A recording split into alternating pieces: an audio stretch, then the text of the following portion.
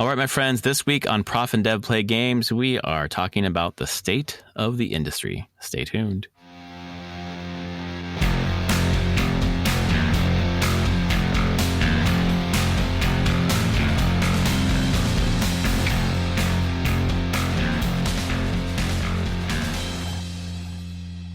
All right, my friends, welcome to episode 512 of Prof and Dev Play Games. My name is Larry, the professor. I play games. Over there is Anthony, the dev. He makes games, he plays games, he talks about games, he lives games, and he's going to help lead us to understand everything about the games industry this week. Oh boy! No pressure. I am the Sherpa up the You are. up the mountain that is the game industry. Exactly. By the end of the episode, it'll be more like baby steps where we fall down into a crumpled pretty much. mess. I'm like, that's just my day. That's like every day for me. To be honest. Oh man, how are you? To get an adult, you realize no one has a clue what they're actually doing. So. Oh God, yeah. I was talking to someone who came to my office and was like, "Hey, I really, I respect you, and I really want some, like, how can I, grow in the way that you've grown? Like, blah blah blah." I was like, "Dude, fake it until you make it. Like, I fake it until I made it. I fake it every day. Like, you think I know everything? I do not. I am doing my best, and I learned through experience. And you carry those things forward, but you learned those things by faking it, as best you could. Yeah. No one has a clue what they're doing. You never knew it. You can't be prepared for everything the day is going to throw at you. Absolutely not. You just have to. I think the keyest part for me on success has always just been adaptable. Be adaptable. Holy crap. Yeah, I always think of it as like every day is improv, and it's the yes and kind of improv, Yep. So. Yep. I do always run into issues when I meet the person who's like, no, like, no, we got to build with each other. We got to work. Yeah. I can definitely relate to that. Yeah. In an industry, in a thing where I'm trying to be collaborative with people, and then you get the absolute no, and I'm like, cool, this is going to be a great time. Yeah, exactly. Let's see. Yeah, with a big sigh, and then it's like, all right. So GDC has put out their yearly state of the game industry. This year from GDC, the Festival of Gaming, because that's what they've rebranded the GDC conference as. The Festival of Gaming, isn't that coming up? Like, we didn't have it yet. Yeah, right? it's in March. Okay, yeah, like cool. March. What date? Is it the 9th through the 13th that week, or is it the 16th through the 20th? I think it's the 9th through the 13th. I could be wrong though, but it's one of those weeks in March. Mm-hmm. I'm not going. I have a game to work on. yeah, you do. Not happening. The game dev conference is happening in my office. Yeah. But yeah, every year they put out results of a survey they've done for people who are attending, or just industry folks who have been part of GDC in the past. So it's always kind of fun to look through. I think you need to look at it through a certain lens of, this is people who go or have gone to GDC. Mm-hmm. So some of the slides you'll get to, like, race, ethnicity, just right, the U.S. only, white, Caucasian. I actually wonder, since this isn't international, this is probably skewed higher white Caucasian than is if they were polling a lot more of the people overall. And you see the page, there's a page in here on like where people responded from. 54% of the people live in the US that responded. Only 1% are respondees from like China, which has a huge game industry, but only 1% are responding to this. So because only that's who came to GDC. Or like has like Chinese game devs don't come to GDC in a large proportion. Not even European game devs come in a large portion. It's San Francisco, middle of spring. It's expensive for them to travel there. So a lot of these people haven't come. So you have to go with, this poll is majority US overall, and will be skewed to U.S. Views of the game industry. So just put that out there so you can take it with a little grain of salt what's going on. It's honestly, some of the trends are probably more exaggerated in other parts of the world. So, but I always want to kind of preface it with that it's not truly a holistic picture of like the worldwide game dev. And then shockingly, most of the respondents are from California. Yeah, like 34% in California. Yep. With Washington being the second highest at 12%. Yeah, with 12%. Yep.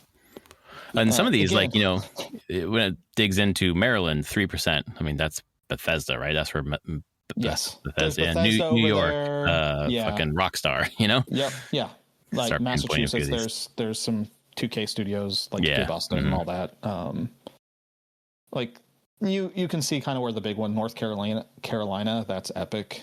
Oregon, Bend, maybe. Yeah, it's a few things. Probably Bend.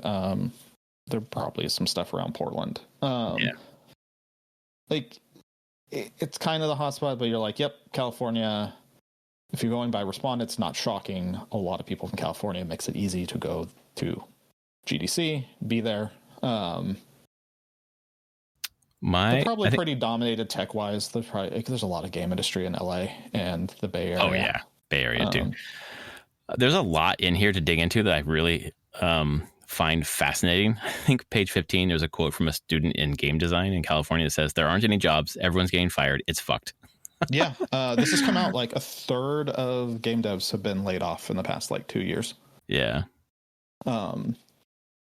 It's really hard to get a job in the game industry now. It was hard. It's always been hard because there's always been far more people that want to make games than there is actual open positions. Yep. And it's been made worse. So, like the educator, most of my students will not have a career in game development. From a comp sci educator in Michigan. Probably, unfortunately.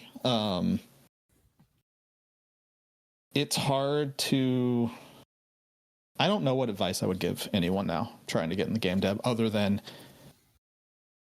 trying to land the job itself immediately. You're probably not going to. If you want to make games, you got to do it. You're going to have to do it as a hobby first and put yourself out there. And you may or may not actually ever make it more than a hobby at this point. Right. There's so much competition. Like, try your best, but there's a huge amount of luck going to be involved now. There's a huge amount of luck when I was involved. Got in the industry long ago, but it's not getting better. I don't know if you feel this way, but I always feel like it's like, opportunity is like the crossroad of luck. No, kind of where you land is the crossroad of luck and opportunity. Yeah. Like you had the opportunity and preparation is in there too, right? Yep. So. And you just, whenever it's such a high demand thing, in a lot of ways, it's getting those, being prepared that you could jump at opportunities. Like myself, I didn't go into immediately as a game dev. I jumped at the opportunity to do like website stuff at a pen and paper card game company, and then that connected me with people that eventually went to PopCap, and then I jumped at the opportunity just to be a sysadmin at PopCap. Right. Did I love sysadmin? No. Could I do it? Yes. Does it put me in the place with a small number of people that also really like making games? Yes. And that worked out. So now it just seems like I don't even know what students would do to directly get in.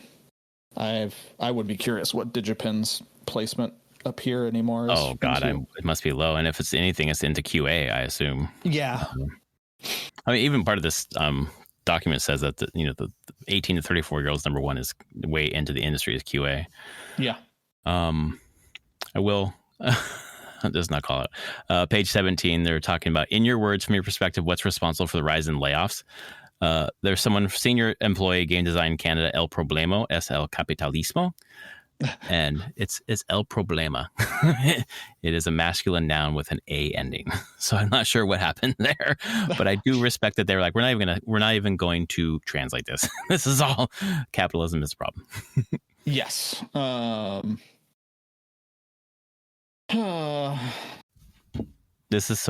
think this not only is this report that we're looking at that we're going to talk through well put together, it's so much information, but it's visually really appealing. Whoever designed this is top notch. Yeah, they did a good job on the graphic design of it. But yeah, so layoffs bad. Knew that. Yeah, hard exactly. job. Yep. Like and games AI bad. for sure. And then just games are part of the tech industry. Layoffs in the tech industry. It's not great. And yeah, then we get into generative AI, which is not surprisingly thumbs down for the most part in industry, especially the generative AI piece. Yes, exactly. And I like the idea of, as much as I fucking hate AI in every single capacity.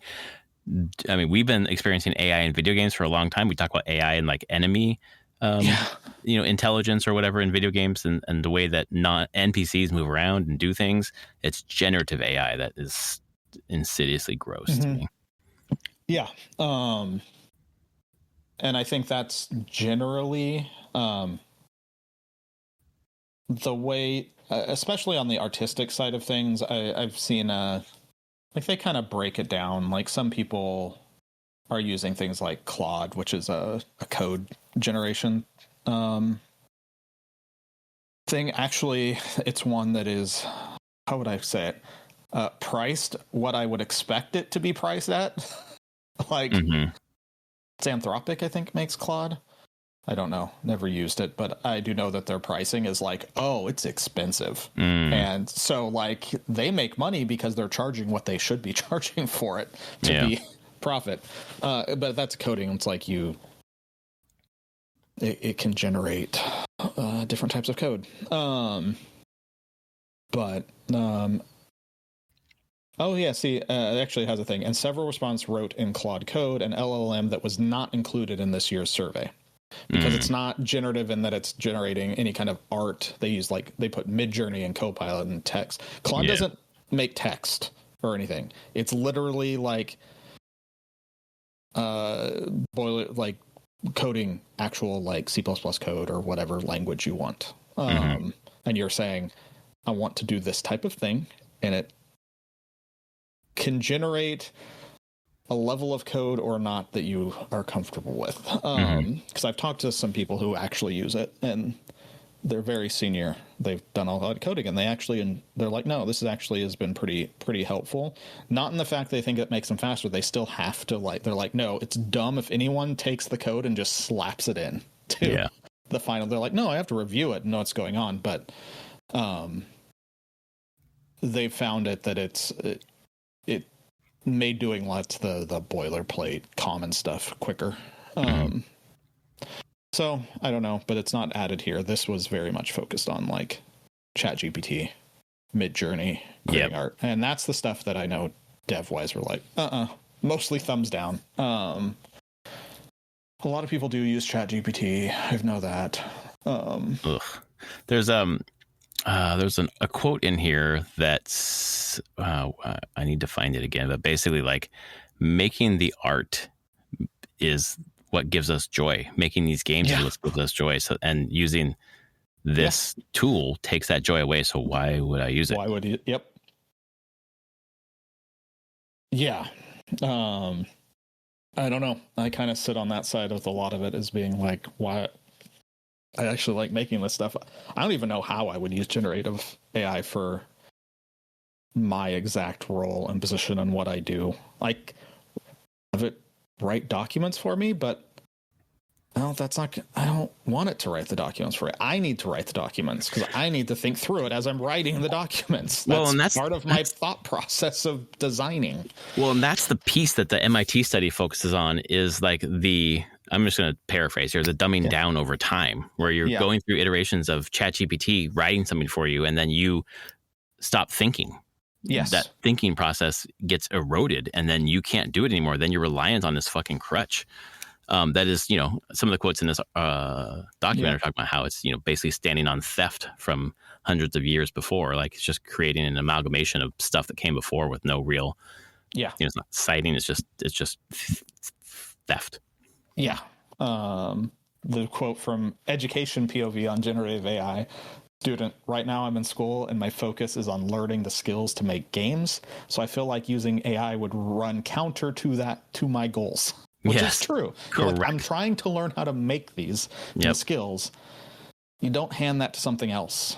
I find the quote below that from educator in India. Gen AI is inescapable, so everyone needs to learn how to use it. Students and teachers who don't understand how to incorporate AI will be jobless in the future. Interesting. I mean, that's a fear. For sure. Yeah, absolutely. And I think those who are using generative AI to the nth degree are hoping that's true, because then they're the ones who will take those jobs. Yeah. I probably have a more pragmatic view of going that it will likely continue to just be a tool to be used, but it's not actually going to be a thing that is going to make or break someone's job. Yep. But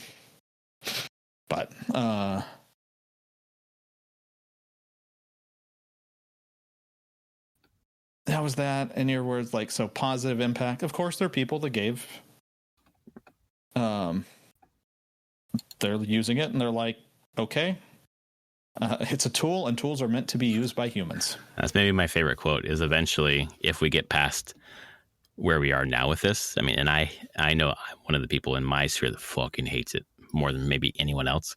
But eventually, 5-10 years down the road, it'll become some sort of tool in some capacity.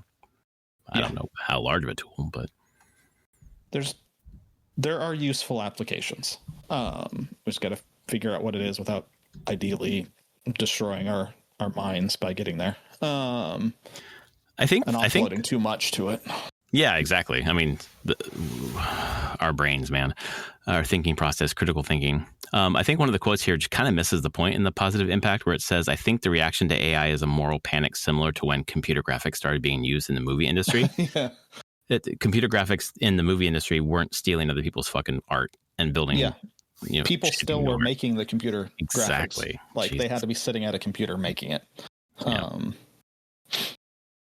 But that was from a security contributor in California. Sure. So I don't know. Yeah. Mixed impact. I don't tell anyone how I use AI for fear of backlash. Exactly. Yeah, I actually think that's common. I think there are a lot of people that will not say that they're using anything. But they might use small amounts here and there, or just little things here and there, because I've heard people use it for more of like, oh, I wrote this thing, I want to effectively bounce this paragraph off something to look at it, and they'll just use an AI, Gemini, ChatGPT, just be like, here's this paragraph. Can you check it for grammar or whatever tone or anything? And I'm like, yeah, you at least wrote it in the first part. Yeah. If you're looking at a sliding scale of like offenses, that's, less offensive. I just feel like it also misses like the social aspect, where you like turn to a colleague or a peer and like have that, Many people don't have that. Yeah. That is also a shame. We're truly in a time of loneliness. So yes, that's I can totally see people just not having that, or a person that they feel confident they could turn to, or even a coworker they feel confident they could turn to. And it's a weird place to be.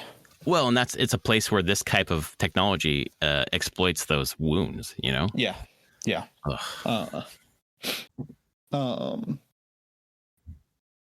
Yeah, and there's just like people like the solo dev is like, I can't compete without using it, or doesn't feel like they can.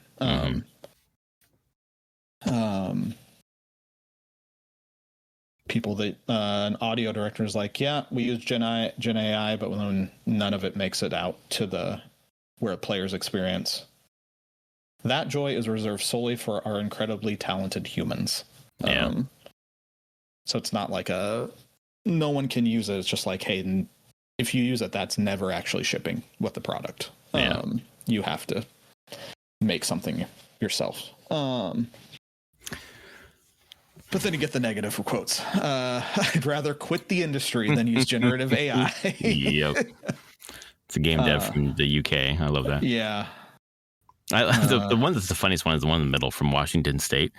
Our standing rule is if one of us brings up using Gen AI in any of our work, it is safe to assume they've been assimilated by the thing and should be burned alive by Kurt Russell.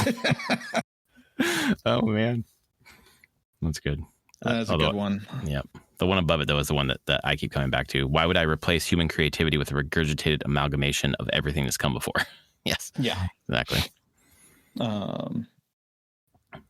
I'm like very outspoken against Gen AI and how we need to have policies around it for students, or for us, sure. so models for students, because, fucking faculty are using it, whatever else. And oh shit, where was I going to go with that? I lost my train of thought there. Oh, no. We're working with a social media consultant for our social media needs. And they presented a post, and it was clearly the opening couple slides are Gen AI. And I was like, nope, take that all out. You can use stock images if you want. I'll give you some photos. Never, ever use AI with our stuff. Yeah. Because then that just erodes my message. Like, oh, you're anti-AI, except for in your stuff? Like, no. I'm anti-AI. Yeah, you're like, no. Gen AI. Sorry. Yeah, and well, even that, with that being like, especially, so they're like images and stuff. It's like, don't generate images. You can get images. There's so many places where there's so many places you could, if you're just like, ethically, I need a empty classroom. You can get that picture. Yes. You can get not open source, but free to use stock images of all this stuff. Exactly. They exist. Pexels exists. Yeah, like it's okay. You don't need to generate those. It's cool. And generate something that people will immediately look at and now be skeptical of, because there is a common thing of, you're like, oh, that's just an AI picture, and then it kind of blows out the reliability of anything else that comes after. Exactly. But yeah, so we got some AI stuff, and I think it is exactly how it feels like being in the industry. It's mixed overall, little uses here and there, but generally feeling that the generative AI piece is just like, stay away from it, not using it. But then we get to the engines and platforms. This stuff should not shock anybody. Unreal and Unity. But I was surprised though that it looks like Unreal has kind of taken a healthy lead over Unity. It looks like here for the first time. Does Unity shit the bed with their policies, or kind of? But Unity is for mobile. Unreal's not really mobile. So most mobile games are Unity. Yeah, but I mean, like Hollow Knight's Unity, the indie games. Yeah, and I would say that they've lost a lot of indie games over time. Yeah, exactly. I mean, you look at the breakdown, newer indie studios, 40%, Unity, 41%, Unreal, versus older indie, 54% Unity, 30% Unreal, just because they're used to using it, I assume. Yeah, costs with Unity have only gone up, where Unreal is free to use, open source. Not open source, but it's not open source in the way that other people can contribute to it, but its source code is available completely. So you can modify the engine however you want. Unity is not. You have to be an EA to have source access to Unity. What's an EA? Electronic Arts. You have to be of that size. You have to pay millions of dollars to use. You need to pay. Be a company big enough that you can pay the millions upon millions of dollars and have the clout for Unity to give you their source. Got it. So whoever sells their soul to Saudi is going to get source code. Got it. It doesn't surprise me that proprietary in-house is like 19-20%. Those are your big studios. Like Snowdrop, basically. Snowdrop's a big one. Frostbite. It's those kind of things, and you typically only come across those at like the biggest of big studios. Whatever Bungie uses, it's proprietary. Happy to see Godot on this now. I think that's the up and coming little engine now. After Unity, they shit the bed. All the indies are going to Godot. If you want to make a smaller scale game, I think Godot is is the place to go now. It's a place to you really have the choice between Unreal and Godot, depending on the type of game you want to make. Yeah, this doesn't surprise me though, really at all. The Unreal thing has been happening for a long time, and it was just a matter of time before it became the dominant engine. There's a funny quote on this, not even a quote, but the people who put this together on the side kind of talking about Roblox user-generated content. They're saying as of now, 3% of free-to-play game developers use UGC tools to make games, and not 2%, just 2 premium developers in our survey say they're doing the same. So funny. Yes. Yeah. No. Yeah, we're not. No, that's not going to happen from premium developers. Don't tend to do that. No. No one wants. You don't. Yeah. It's stuck in Roblox. Like, how do you get that? I don't want to be in Roblox. It's not a great place to be. No, you gotta stay away from the pedophiles. That's why I stay out of the American government. Stay out of Roblox. It's worth it. I'm happy my kids never got into Roblox. None. God. Like, never an interest. Never even. My son at one point saw a friend play it, but he was like, I'd much rather play Minecraft. My daughter's friends are, steal the brain rot or whatever the fuck it is. It's just brain rot stuff. It's just like, what is that? I'm like, it's, tell her what it is, but she's not interested. Yeah, because you've opened her eyes to much better gaming experiences. from early on, man. Yeah. Which we'll talk about later when we talk about what we've been playing.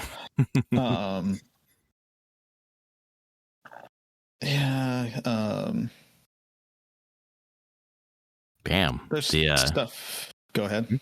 The scrolling down to a couple pages down, which platforms have been used for your most recent gamer project? Check all that apply. PC's on top by a large margin, 83%. Yep. But you have to get down to like 9th or 10th place to get to Nintendo Switch and Nintendo Switch 2 with just 21 and 18%. Yep. Wow. It's hard to publish on there. I guess so. Jesus. Not in a bad way. Like, Nintendo is just censoring nipples. Yeah, it's just exact censoring nipple.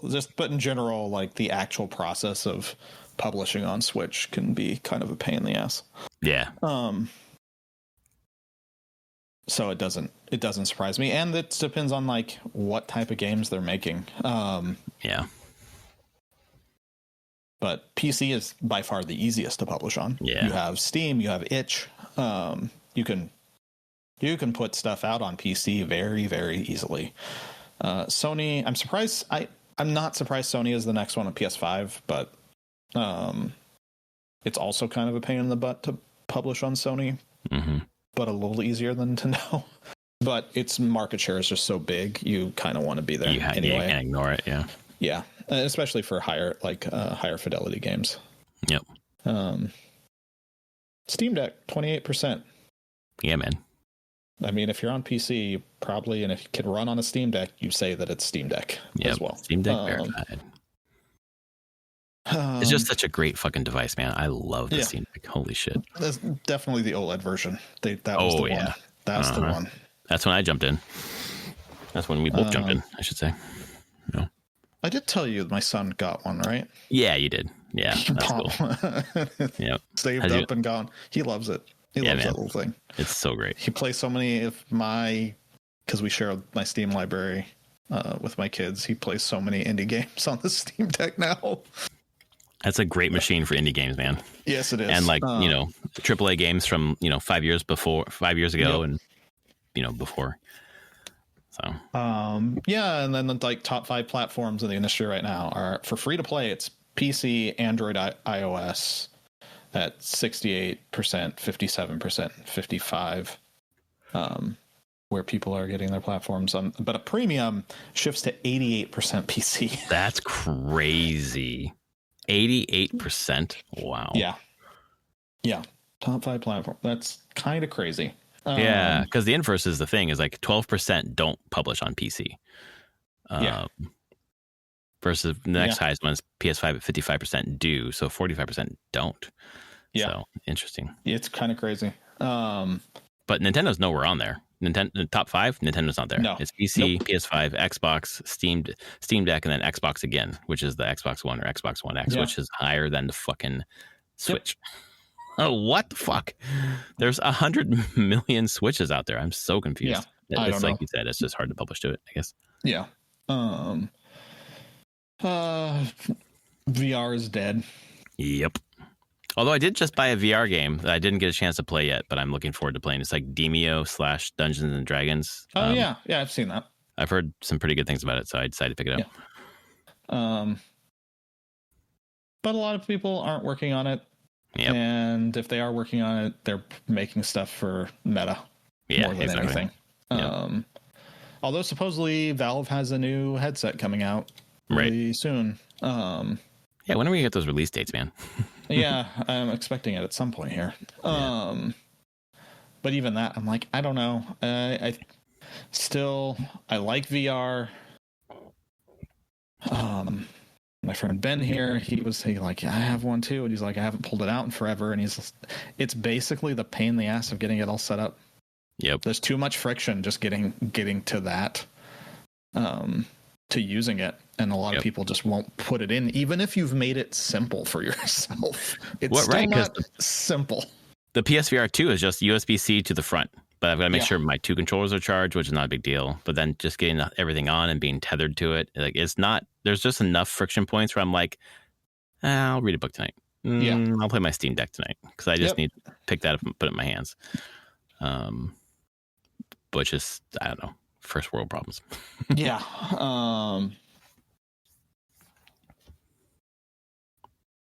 Accessibility features are a thing being worked on. One third of developers work on accessibility features, and the ones that do are like button remapping, color alternatives, fonts, text. The stuff that is much easier to do. A lot less are doing like text to speech things. Like that is just the amount of time it takes to do that stuff, and effort. It's really just the big dogs doing it. Yeah, it's the companies that can actually dedicate the resources to it completely. Yep. Like, this is going to be your job for the next 2 years. Do this. But I'm glad to see that there's a bunch of stuff above 50%, and it's like pretty low hanging fruit that most game devs should do. And then you get the business. This one. Yeah, respondents work more on premium game. This is where the fact that there's not a lot of worldwide respondents here, because of like, if it's the US, it's mostly premium games. But if you're getting a lot of like the Chinese and Southeast Asian market, it's going to be free to play is what they're working on.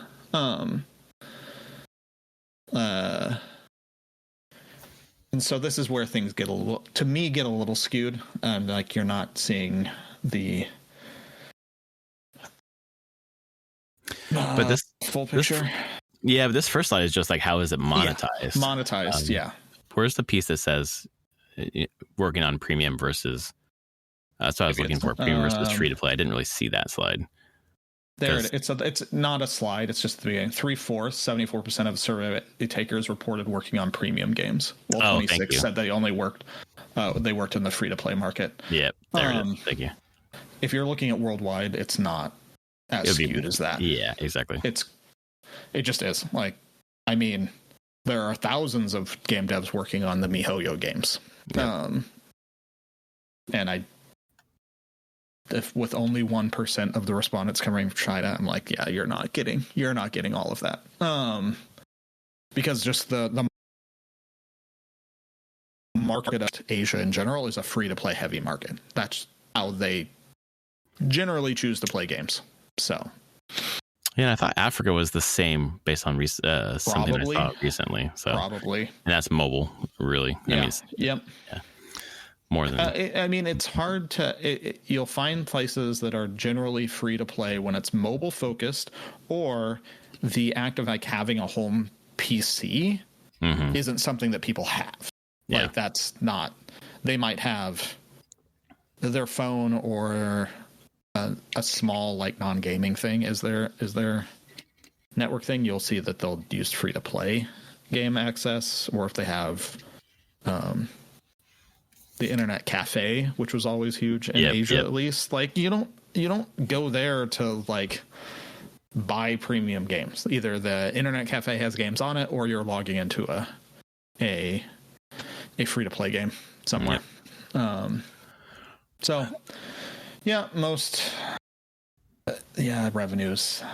My favorite part of the revenue piece here is how is your game monetized? Choose all that apply. For premium games, 0% use blockchain, and for free to play, 1% use blockchain. Hell yes, we did Pretty much, blockchain is dead. Yeah, man, fuck yes. No one's using that crap. Oh my god, I remember when I went to Comic-Con like 2 years ago to play like a tabletop card game. Remember that? And they're like, oh yeah, it's all based on blockchain. I was like, I'm out. And they left, and they still showed me to play the game. And I was like, look, that just turned me off completely. He's like, I know he's the, whatever, the owner, the CEO, whatever. And he just cares about blockchain, and we hate it. Like, yeah, well, tell him to shut up, because. Yep.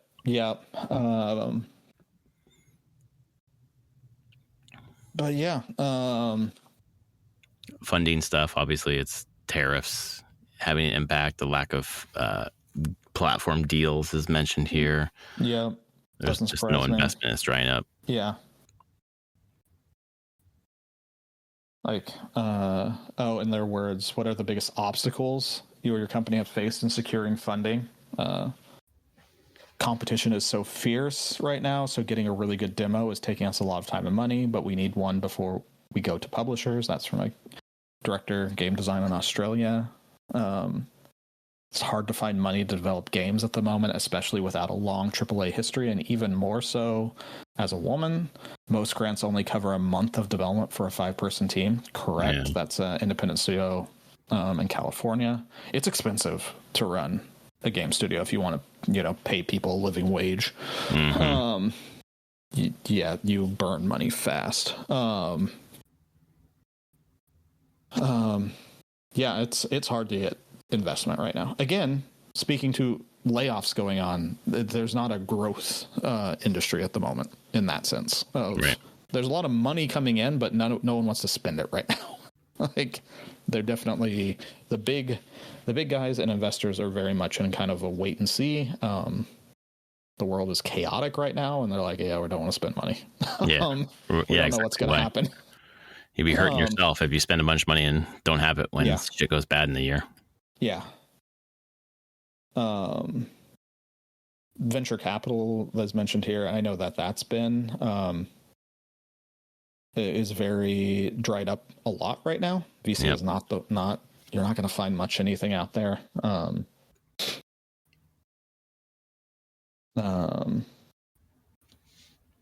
It's a rough time in that regard.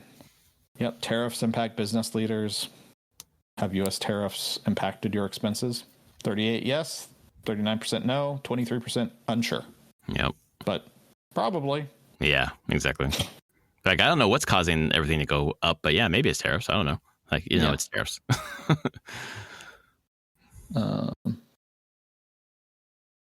More expensive to do business in the Americas. That was a person from the Netherlands.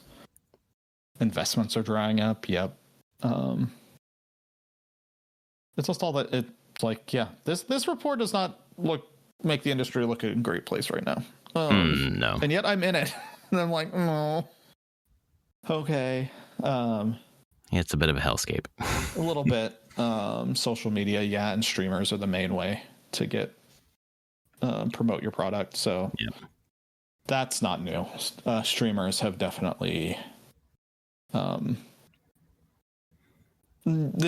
not new. Like that this has been at least a decade where it's streamers and social media where how you get your your game out. It's not reviews in magazines, it's not reviews on websites. It's like people want to watch other people's playing your game, and then they might pick it up.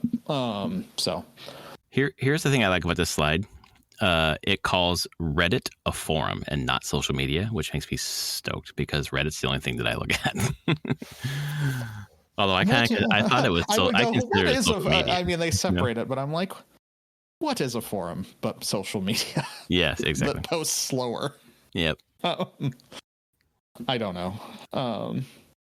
There's a certain discussion where I'm like, what is the actual definition of social media? Because there are some things that live in a blurred line at the edge of that. Yes. Well, and Reddit's one of them. I mean, I consider it social media. I do too. Very different social media than, say, like your Blue Skies or TikToks or things like that. But yeah. But it's a thing. In-game crossovers and promotions. Fall Guys and Fortnite. Yep. That's so funny. 4%. You get into like half of game workers have put in a 50-hour plus work week. Yep. That doesn't surprise me. I mean, I'll be honest, I've done it. No one's asked me to do it, but I've done it. Well, I'm looking at what are the maximum number of hours you've worked in a single week on games in the past 12 months? 40 hours or less is only 17%. Everything else, 41 or higher as the rest. 83 folk. That would be... So people aren't seeing their families. That's not good. Yeah, no, not at all.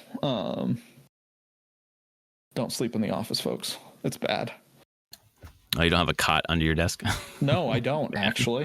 No sleeping bags in there? I've never slept in the office. Thank God. Well, for work.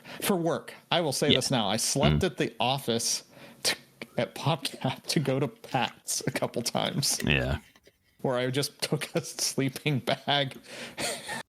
And over the week, they had showers there and everything. I'm like, why do I need a hotel? Yeah, exactly. Right. I'll just go into the saving myself money. I'm not working. The inner offices where there's no windows. Yeah. It's dark completely and there's couches, and I just slept there. Took a shower there. I did that like 2 years of PAX, actually. I'm like, the office is like 5 blocks from the convention center. I don't have to bus home. Yeah. But that was not to work. That was purely for me. And I don't know if I would have been... I don't know what people would have thought if I did that. I didn't encounter a single other person in the office during the weekend. So the interesting thing, the breakdown of like who has been working 50 plus hours, like audio is number 1 at 65%. Interesting.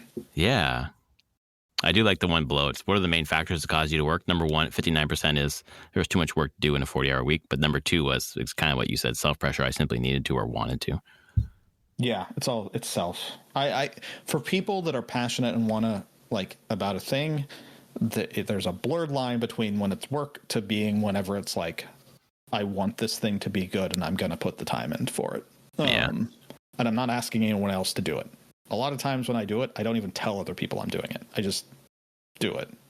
It feels like I don't want anyone that reports to me to feel like they have to. Yep. Or anything. And I've done it sometimes, and then I've had people above me being like, are you okay? Did anyone make you feel like you? I was like, no, it's just me. For me to relax, I need to do this and get it out of my head. Mm-hmm. Well, I think that's good leadership to say, I'm doing this, but you don't have to. Yeah. And I will. I'm like, I do not expect that. I've never really felt that expected. There's only been one time even at PopCap that I ever actually like had mandatory kind of like a crunch thing. It was like working on Saturdays for 3 weeks. Yeah. But even that. But now I don't know why audio. I mean, I guess I know audio. It wouldn't surprise me. Audio is a lot of self-pressure there as well. Of like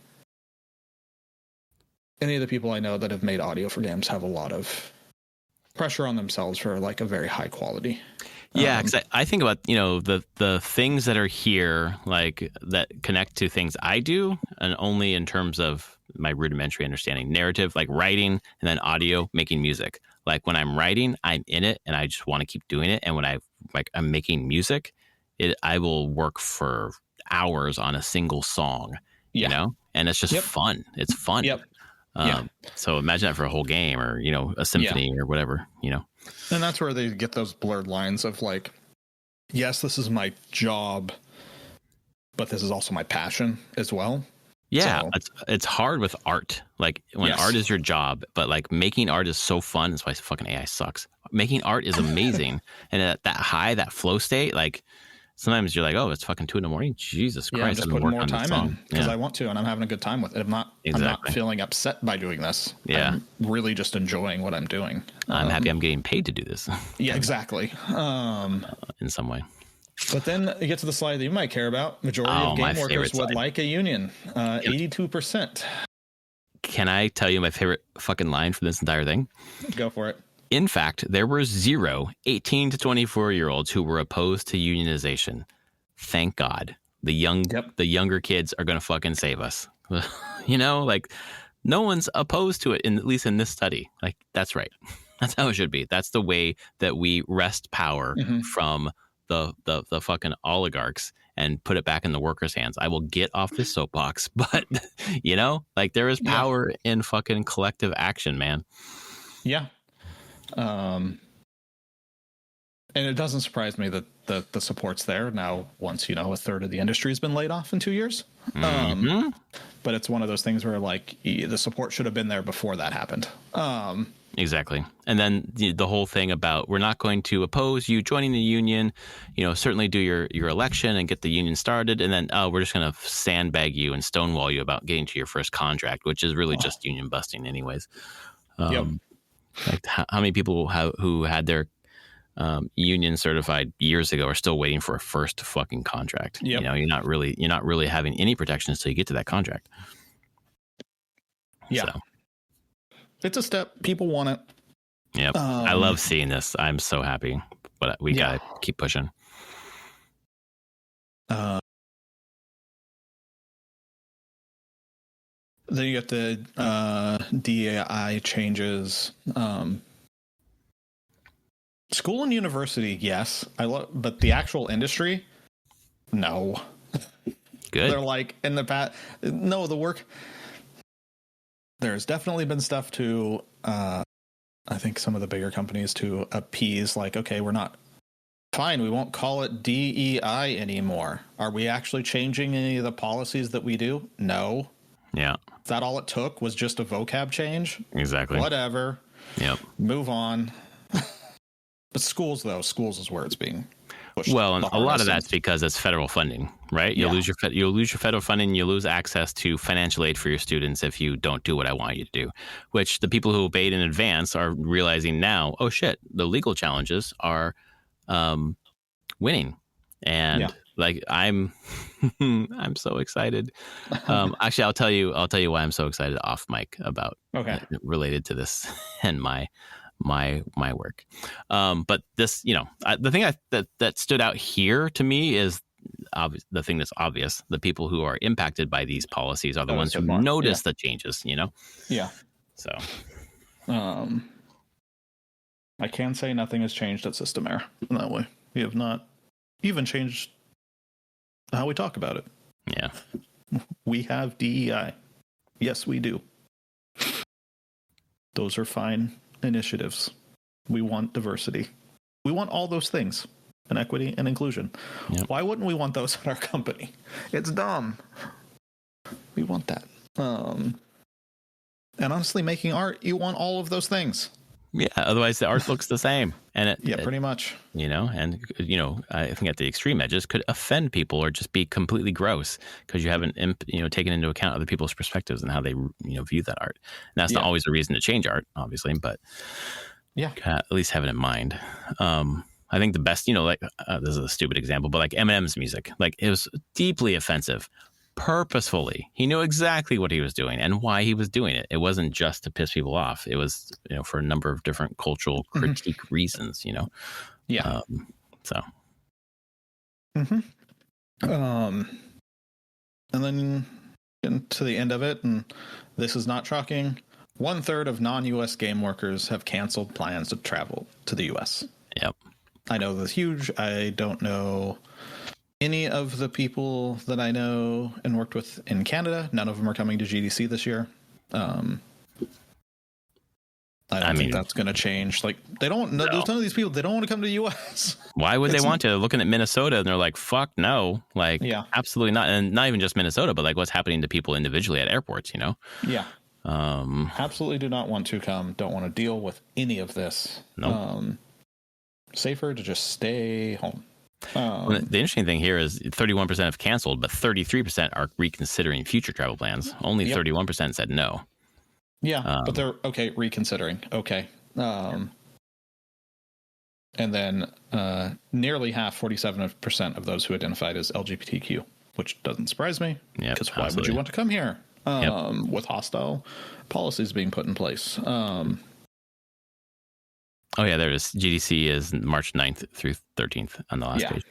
Yeah. Shout out to Beth Elderkin and Cheryl Ball, the author and the data support for this. Fucking killed it on this report. They did. I love this thing. I love it every time it comes out every year. I love looking through it. I'm very sad with it this year because it's not a lot of positive. Quite the year of upheaval for games. Absolutely. So yeah, that is the state of the industry.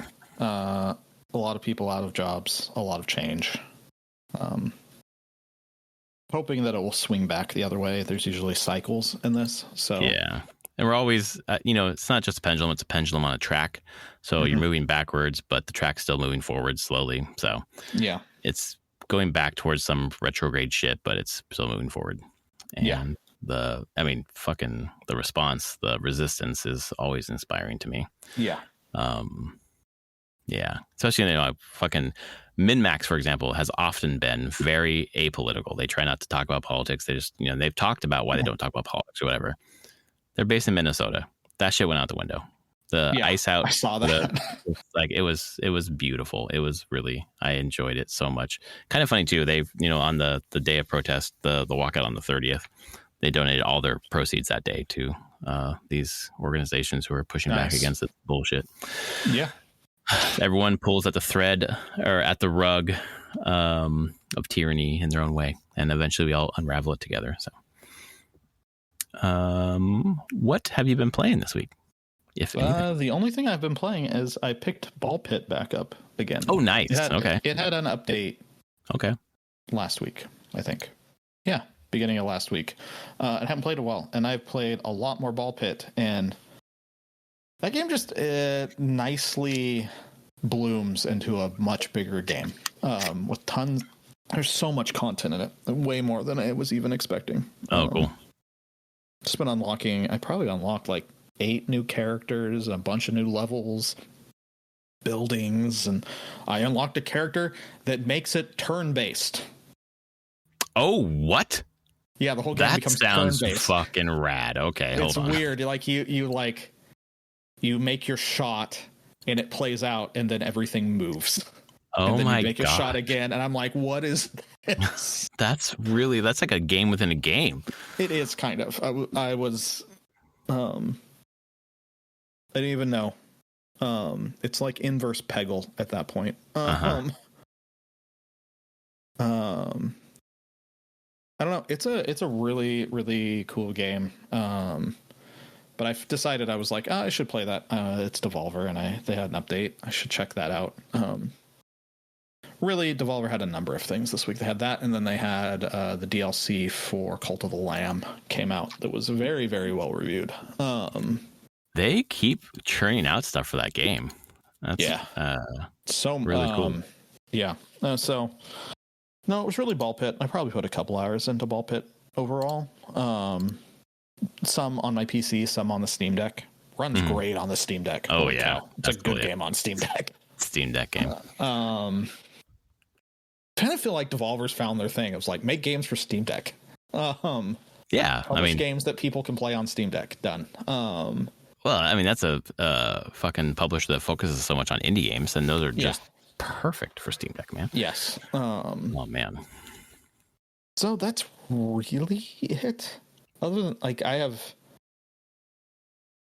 what have I done? No, I did that, and then I watched 50 episodes of a Gundam series. Oh my god, Anthony. Gundam 000, Gundam 00, or however you want to say it. Is it a new one? No, it's from like 2000, I think 7 or 9, somewhere in there. When I wasn't watching anime for the most part, I missed this one. I was like, oh, people rate this one really highly. I watched it. It's so melodramatic, but just put that shit into my veins. Oh, that's really cool. I love it. And the fact also that it's like, okay, it's 50 episodes and pretty much everything that they set up in the first season, they pay off in the second season. And character arcs are well done. It's just good overall, like good writing. You're like, promise and payoff. Awesome. Yeah, exactly. That's all it did. And you're like, right. That's all I need. I don't know why, but I was like, I'm just going to watch these. They're not long up. They're 25-minute episodes. So, but I burned through them. Watched mini every night. Which was you watched it on Crunchyroll or what? Yeah, Crunchyroll has Gundam 00. Actually, Crunchyroll has a bunch of the Gundams. I tried watching an episode of Gundam Wing again, and it's hilarious.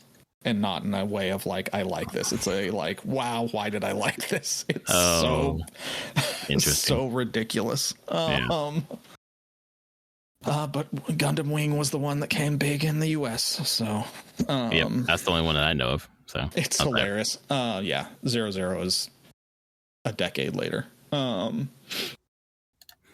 that's mostly what I did. So it was that, and then Ball Pit is a nice kind of like palate cleanser to just chill. Lot going on, making a game. So I've been trying to do things at night that are very relaxing. Makes sense. What about you? Well, I picked up 2 games this weekend. One of them I played, one of them I haven't played. One is the Demio / cross Dungeons and Dragons like battle marked. I picked up specifically for playing it in PSVR 2. So by the time we talk next week, I will have played it and have some impressions. It's kind of the diorama like role playing game that I've been interested in with PSVR 2. So I'm curious how it plays out. But I picked up Cairn, which actually I didn't pick up Cairn. You picked up Cairn on Fantasy Critic, and yes, I did. Fuck. What a great... I mean, I played the demo last year. I was like, this thing's great, but I'm not sure how well it's going to review. Who's going to want to do this fucking tedious mountain climbing thing? Oh, never mind. People love it. Yeah. I haven't played it. It's good. But a couple people at my work have been playing deeply into it and posting like just incredible like photo mode screenshots from it. Yeah, like, man. Holy, it looks so good. They got something here. The art style, it's by like there's a famous I guess comic artist that's doing the art for this, but it's it's the team that did Fury and Haven. And it's just you're climbing a mountain. And, there's story elements to it, which I have not watched yet because I didn't realize this was a rated M game when I bought it because my daughter loves climbing mountains. Or not climbing mountains. She loves climbing walls and all this shit. And she idolizes like fucking Alex Honnold, who, just fucking climbed a skyscraper in Taipei. So I thought that'd be really cool to play, and it is. So we're on the basic mode, which kind of selects your limbs for you. And you're really just choosing like the best route up the mountain. At least at the stage we're at, just climbing this mountain. We're not too far in, but she's making choices and just thinking where the cracks are, where the ridges are, the ledges, and it's just super meditative. We are just experiencing it on this level as a mountain climbing simulator and not the story part. But she on the basic mode, I think it makes it so when you fall, you don't like hurt yourself. Then you can kind of keep going. It's not as oppressive.